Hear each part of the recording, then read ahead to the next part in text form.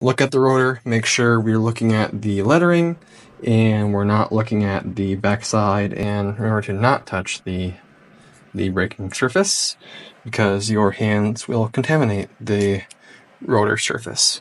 So again, bring in the first one, bring in the first bolt, bring it in, hand tight, and just loose to where it can move around.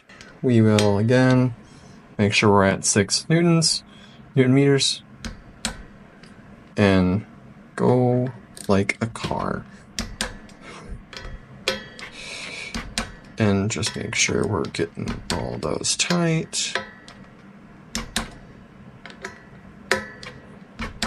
There we go. And that is the install of 2 fresh rotors.